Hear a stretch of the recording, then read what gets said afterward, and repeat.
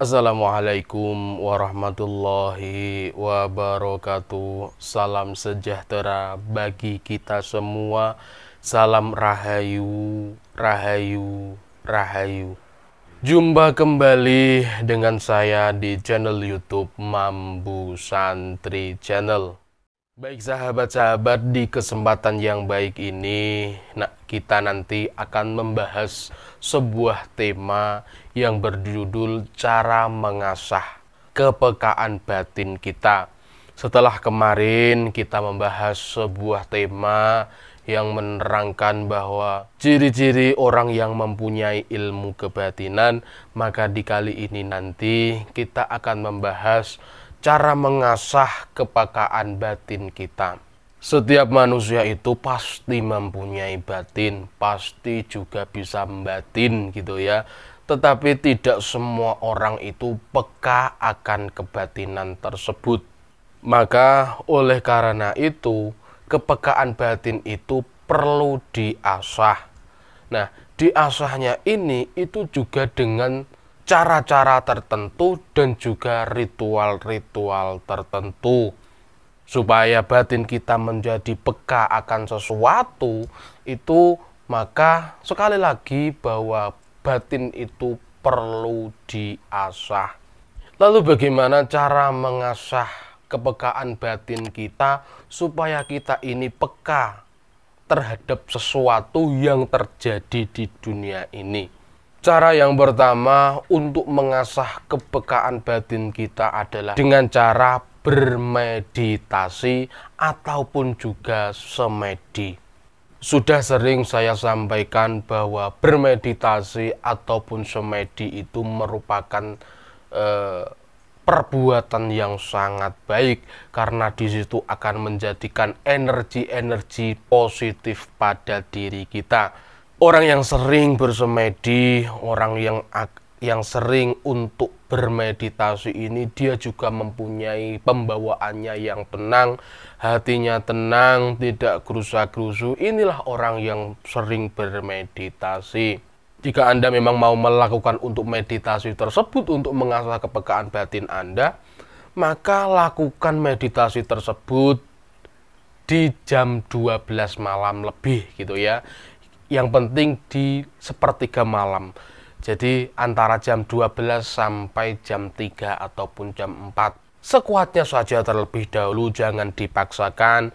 Pilih di ruang kamar atau di mana saja, yang penting itu tenang dan juga sunyi. Lalu setelah Anda sudah membersihkan tempat yang ingin Anda buat meditasi, setelah itu maka Anda duduk bersila di tempat yang sepi tersebut tanpa cahaya apapun. Lalu upayakan Anda untuk fokus. Hilangkan semua pikiran yang ada di dalam pikiran Anda. Hilangkan semua beban yang ada di dunia ini. Semua beban yang ada di dalam kehidupan Anda. Rilekskan pikiran. Tenangkan pikiran. Nanti setelah Anda tenang, setelah Anda fokus gitu ya, nanti Anda akan merasakan sensasi yang luar biasa. Bahkan Anda bisa masuk ke dalam diri Anda sendiri, itu juga lewat bermeditasi tersebut. Orang yang sering bermeditasi, seperti yang saya katakan tadi, bahwa orang yang sering bermeditasi ini itu akan mempunyai sikap yang tenang. Nanti setelah pikiran Anda tenang, kehidupan Anda tenang, maka otomatis batin Anda akan peka terhadap sesuatu. Kepekaan batin Anda akan naik secara otomatis. Kemudian cara yang kedua untuk mengasah kepekaan batin adalah sering-sering berziarah ke makam-makam keramat atau berziarah ke makam para wali-wali, atau pergi ke tempat-tempat suci untuk beribadah. Itu juga bisa. Karena apa? Kalau kita sering menziarahi, kita sering ke tempat para wali, ke makam-makam para wali, itu di tempat tersebut itu pasti dipanjatkan untuk berdoa. Kebanyakan orang berdoa di situ, berdoa kepada Allah itu lewat lantaran para wali-wali tersebut. Maka di tempat-tempat keramat tersebut, di makam para wali-wali tersebut, itu energinya positif. Sama juga di tempat ibadah, itu juga energinya positif. Maka kalau Anda sering berziarah ke makam para wali-wali ataupun berziarah ke makam keramat, maka otomatis kepekaan batin Anda ini akan naik dengan sendirinya.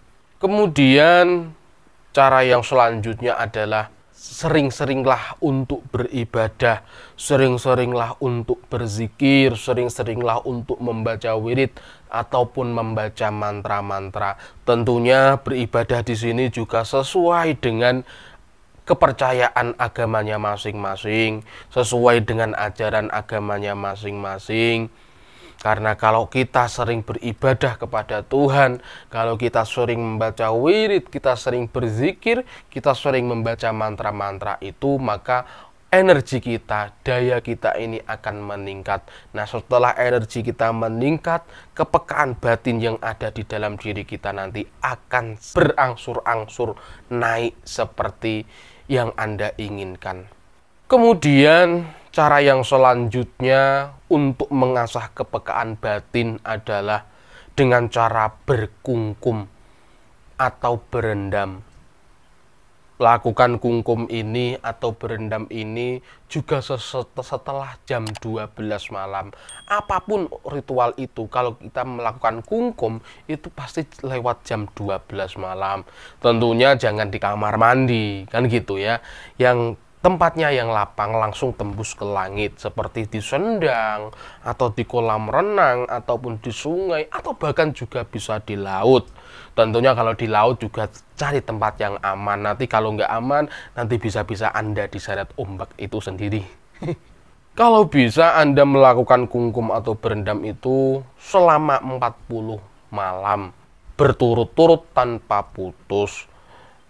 Nanti insya Allah setelah Anda berendam selama 40 malam, maksudnya setiap malam gitu ya, itu selama 40 malam, itu insya Allah kepekaan batin Anda akan naik. Karena apa? Kalau kita berkungkum atau berendam di air setelah jam 12 malam, itu energi air, ion air itu akan meningkat, akan positif. Setelah ion air ini positif, maka kita buat berendam, maka energi kita juga menjadi positif. Maka ketika ada orang mau melakon-lakon atau melakukan ritual, pasti kungkumnya lewat jam 12 malam. Jadi usahakan kalau kungkum atau berendam itu setelah jam 12 malam gitu ya. Dan juga jangan lama-lama, nanti kalau kelama-lamaan yang jenengan dingin kalau memang tidak kuat. Tetapi kalau Anda kuat dingin juga lama juga nggak apa-apa. Ketika Anda berendam juga bisa diselingi untuk membaca sholawat atau berzikir ataupun bacaan-bacaan yang lainnya. Kemudian cara terakhir dan paling jitu untuk meningkatkan kepekaan batin kita adalah dengan cara berpuasa. Sudah sering juga saya katakan bahwa berpuasa ini itu adalah cara satu-satunya untuk melatih kesabaran diri kita, untuk mengendalikan hawa nafsu kita. Maka dengan berpuasa hati kita menjadi bersih, pikiran kita menjadi bersih, dan energi kita itu akan naik secara otomatis dengan tinggi setinggi-tingginya. Itu kalau kita sering-sering berpuasa. Saya anjurkan di sini panjenengan melakukan puasa weton atau puasa di hari lahir Anda, atau bisa juga berpuasa apit weton. Bagi sahabat-sahabat yang belum tahu tata caranya untuk berpuasa weton, silahkan panjenengan klik link di atas sini atau di deskripsi di bawah gitu ya. Itu sudah kita terangkan cara berpuasa weton atau juga berpuasa apit weton, atau juga bisa berpuasa yang lainnya seperti puasa Senin Kamis, puasa Daud dan lain sebagainya. Itu semua puasa itu pasti ada kebaikannya, karena itu juga hal-hal yang positif. Usahakan juga kalau kita berpuasa jangan sampai panjenengan putus di tengah jalan gitu ya. Usahakan 40 hari atau 40 rentetan itu tidak putus gitu ya. Kalau kita berpuasa weton berarti 40 bulan, itu jangan sampai putus gitu. Karena apa? Asrornya di 40 atau 41 ini itu sangatlah tinggi. Setelah Anda selesai melakukan berpuasa ataupun bertopo gitu ya. Puasa itu kan topo ibaratnya kan, mengekang gitu.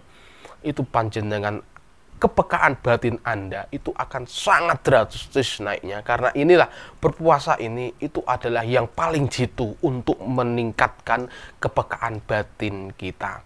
Kalau batin kita sudah peka, kalau kepekaan batin kita sudah tinggi, itu juga ada beberapa manfaatnya. Misalnya saja Anda itu bisa menerawang, bisa rogoh sukmo, bisa melihat hal-hal masa depan, bisa menyembuhkan, dan firasat Anda akan semakin tajam.